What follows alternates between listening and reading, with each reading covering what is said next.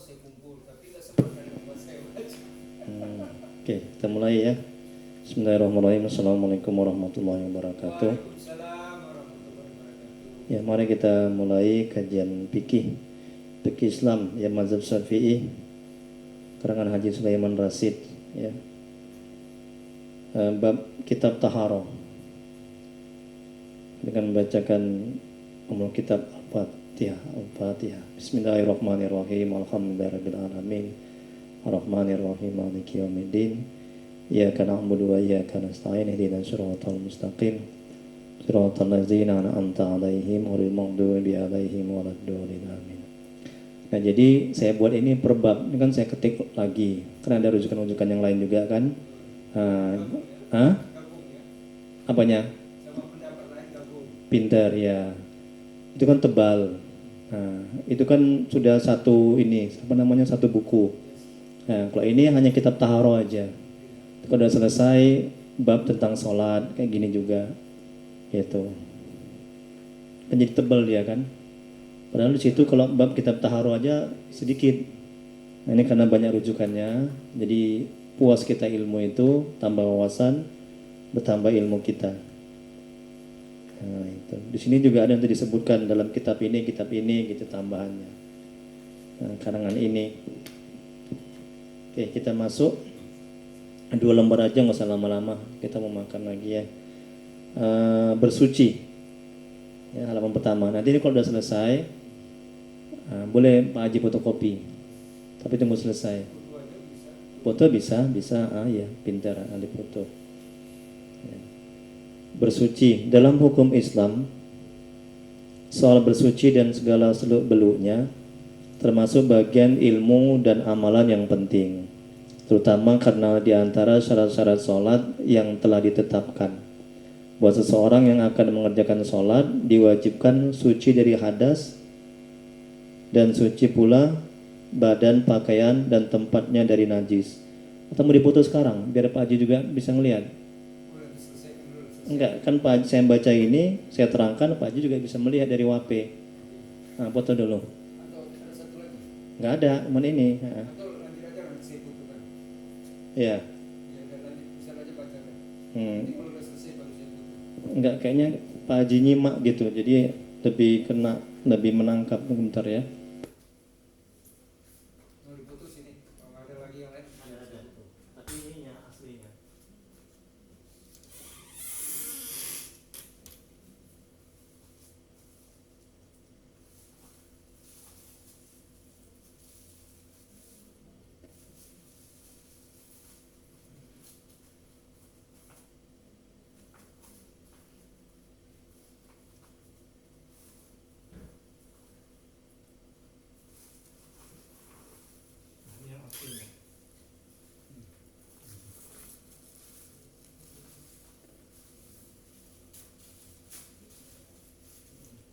Tapi ini yang aslinya. Ini yang asli.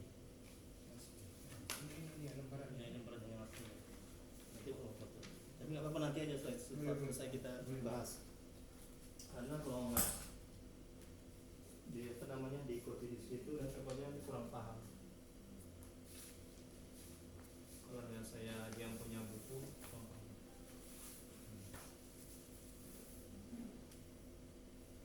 Udah ya. Kita ulangi lagi ya, bersuci. Ada itu kan? Nah, ini kitab tentang taharah. Ya. Dalam hukum Islam, soal bersuci dan segala seluk-beluknya. Ya, 2 lembar udah cukup dulu, 2 lembar dulu. Udah cukup dulu. Nah. Jadi setiap pertemuan kita bahas 2 lembar aja. Ini kan banyak ditanya jawab nanti ya kan? Kita kembangkan lagi dengan tanya jawab ya kan.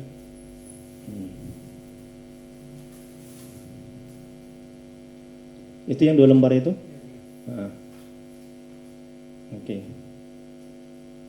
Ya, dalam hukum Islam, soal bersuci dan segala seluk-beluknya termasuk bagian ilmu dan amalan yang penting, terutama karena di antara syarat-syarat sholat yang telah ditetapkan bahwa seorang yang akan mengerjakan sholat diwajibkan suci dari hadas dan suci pula badan, pakaian, dan tempatnya dari najis. Nah, jadi kalau kita mau sholat harus suci dari hadas, ya kan? Dan suci pada badan, pula badan, pakaian dan tempatnya dari najis. Nah, kalau enggak sholat kita tidak diterima. Firman Allah dalam Al-Quran yang artinya sungguhnya Allah menyukai orang-orang yang tobat dan menyukai orang-orang yang menyucikan diri. Quran Surah Al-Baqarah ayat 222. Dan berikutnya perihal bersuci meliputi beberapa perkara berikut. Ada kan situ kan? Yang pertama yang A, alat bersuci seperti air, tanah dan sebagainya. Jadi tidak hanya air ya kan, untuk bersuci, tanah juga. Kemudian yang B, kaifiat atau cara bersuci. Yang C, macam dan jenis-jenis najis yang perlu disucikan. Yang D, benda yang wajib disucikan. Yang E, sebab-sebab atau keadaan yang menyebabkan yang wajib bersuci. Sampai di sini ada pertanyaan? Lanjut. Berikutnya bersuci ada dua bagian. Pertama bersuci dari hadas. Bagian ini khusus untuk badan seperti mandi, berwudu, dan tayamum. Yang kedua bersuci dari najis. Bagian ini berlaku pada badan, pakaian, dan tempat. Kemudian macam-macam air dan pembagiannya. Yang pertama air yang suci dan menyucikan. Air yang demikian boleh diminum dan sah dipakai untuk menyucikan atau membersihkan benda yang lain, yaitu air yang jatuh dari langit atau terbit dari bumi dan masih tetap atau belum berubah keadaannya, seperti air hujan, air laut, air sumur, air es yang sudah hancur kembali, air embun dan air yang keluar dari mata air. Firman Allah dalam Al-Quran yang artinya, dan Allah menurunkan kepadamu hujan dari langit untuk menyucikanmu dengan hujan itu. Quran Surah Al-Anfal ayat 11. Kemudian dalil yang lain dari Abu Hurairah, semoga Allah merahmati dan meridhoinya, telah bertanya kepada seorang laki-laki kepada Rasulullah SAW. Ia berkata, ya Rasulullah, kami berlayar di laut dan kami hanya membawa air sedikit. Jika kami pakai air itu untuk berwudu, maka kami akan kehausan. Bolehkah kami berwudu dengan air laut? Jawab Rasulullah SAW, air laut itu suci lagi menyucikan. Bangkainya halal dimakan. Disebut 5 ahli hadis, Imam Bukhari, Imam Muslim, Imam Abu Dawud, Imam Tirmizi, Imam Majah. Ada pertanyaan dari sini? Lanjut ya. Kemudian halaman 2, Nabi SAW ditanya oleh seorang, bagaimana hukumnya sumur Buda'ah?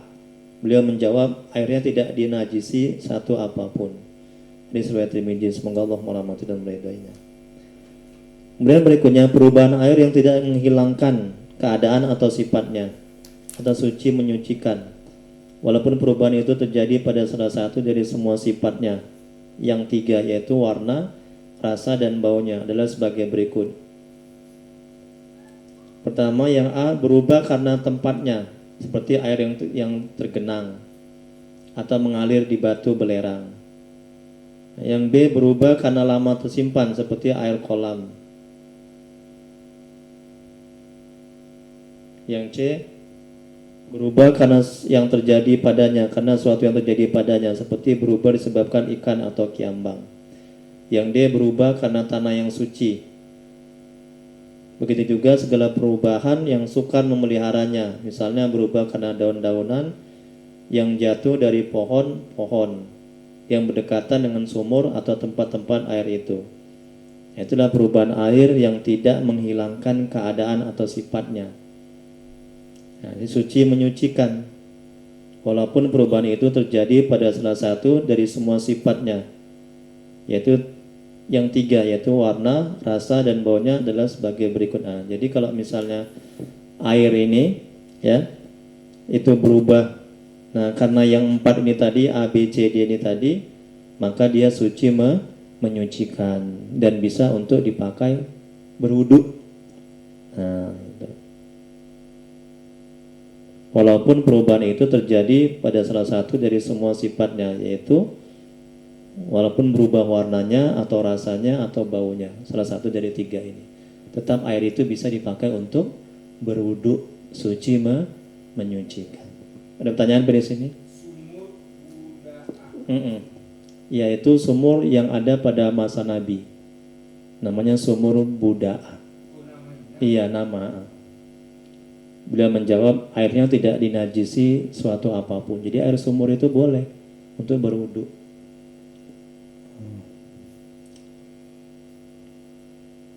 Ada lagi yang lain? Jadi kalau saya nggak tahu jawabannya, saya cari lagi di kitab lain, ya. Ya namanya Ustadz kan nggak selamanya semuanya tahu. Kadang-kadang ada yang nggak tahu, manusiawi ya. Berikutnya air yang suci tetapi tidak menyucikan. Nah, ini dia suci, nah, tapi nggak menyucikan, nggak bisa untuk berwudu. Nah, ini Pak Haji, kadang orang-orang yang sudah ini pun, yang sudah kayak ada jemaah saya itu Pak Haji, saya kan ada ngajar di kantor itu kan, pimpinannya itu, dia wudu aja nggak tahu Pak Haji, wudu aja masih bersalahan. Ya mungkin ini kan dasar nih kan Pak Haji kan. Ini aja mungkin dia nggak tahu ini mana air yang boleh dipakai, air yang nggak boleh dipakai. Padahal kadang-kadang hal sepele ini kan, tapi harus kita ketahui. Gimana kita wudu dengan air yang sembarangan? Nah itu. Kemudian yang nomor 2, air yang suci tapi tidak menyucikan. Zatnya suci, tetapi tidak sah dipakai untuk menyucikan sesuatu. Yang termasuk dalam bagian ini ada 3 macam air. Yaitu yang A, air yang telah berubah salah satu sifatnya, yaitu berubah warna, atau berubah rasa, atau berubah bau,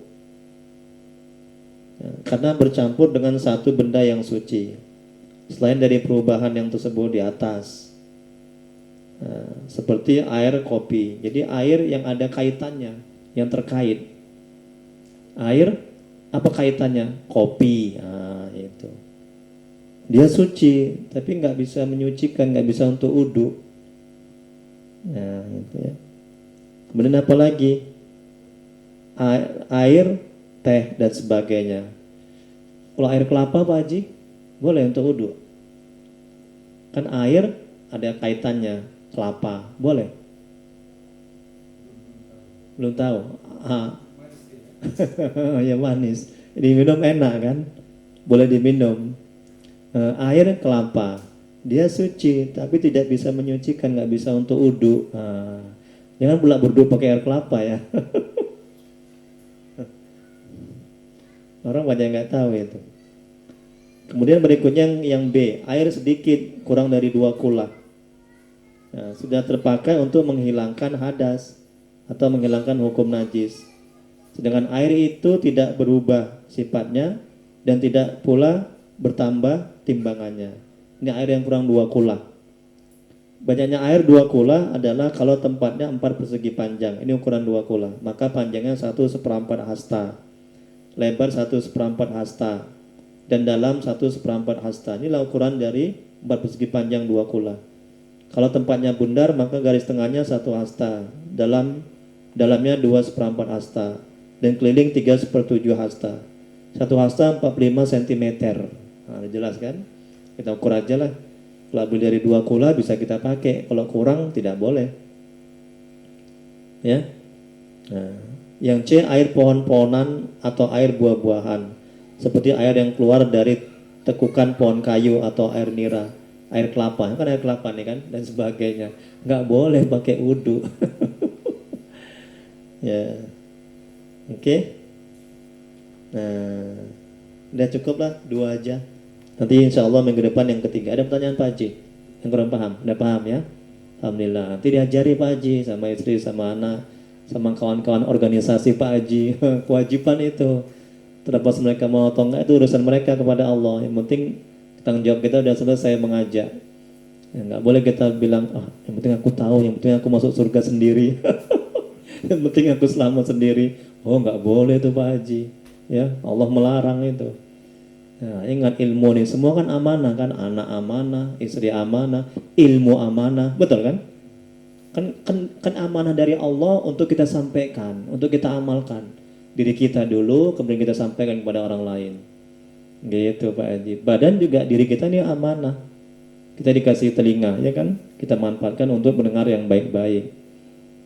Nah, kita dikasih mata. Nah, kita gunakan untuk melihat yang baik-baik. Semuanya amanah, ya. Yang akan kita bertanggungjawabkan nanti di hadapan Allah Subhanahu wa taala. Ada pertanyaan Pak Haji? Cukup kita doa ya. Astagfirullahaladzim, astagfirullahaladzim. Allahumma sholli ala sayyidina. Bismillahirrahmanirrahim. Alhamdulillahirabbil alamin. Hamdan yufi ni'amahu wa yakfi mazidah. Ya Rabbana lakal hamdu kama yanbaghi li jalali wajhika wa 'azimi sultanik. Allahumma shalli ala sayyidina Muhammad wa ala ali sayyidina Muhammad. Ya Allah ya Rahman ya Rahim, dengan keberkahan kemudian Nabi Muhammad sallallahu alaihi wasallam dan sahabat-sahabatnya, dengan keberkahan kemudian Syekh Abdul Qadir Al-Jailani. Ampuni ya Allah dosa kedua orang tua kami ya Allah. Ampuni sebesar apapun masa lalu mereka. Terima amal ibadah mereka, terima tempat mereka, kasihlah mereka ya Allah. Ya Allah, ampuni dosa orang tua kami telah mendahului kami. Jauhkan mereka dari siksa kubur-Mu. Jadikan kuburan mereka taman-taman surga-Mu. Tempatkan mereka di surga-Mu sebaik-baik surga ya Allah. Ya Allah, ampuni dosa-dosa kami, ampuni sebesar apapun masa lalu kami. Terima amal ibadah kami, terima tempat kami, kasihanlah kami ya Allah. Murahkan rezeki kami dan berkahi, mudahkan urusan kami dan berkahi, panjangkan umur kami dan berkahi ya Allah. Ya Allah, jadikan rumah tangga kami rumah tangga yang sakinah, mawaddah warahmah. Jadikan anak-anak kami yang soleh dan solehah ya Allah. Ya Allah, tuntun hati kami agar bisa istiqomah di jalan-Mu. Mudahkan kami untuk bisa taat kepada-Mu. Kuatkan iman kami untuk tidak buat maksiat kepada-Mu ya Rabb. Rabbana atina fid dunya hasanah wa fil akhirati hasanah wa qina azabannar. Wa sallallahu alaihi sayyidina Muhammad wa ala alihi wasallam. Subhana rabbika rabbil izzati amma yasifun wa salamun alal mursalin walhamdulillahi rabbil alamin. Allahumma shalli ala sayyidina Muhammad. Taqabbalallahu minkum. Assalamualaikum warahmatullahi wabarakatuh. Saya izin dulu Ustaz. Jangan ada lagi janji. nggak boleh. Ini kan dari Allah.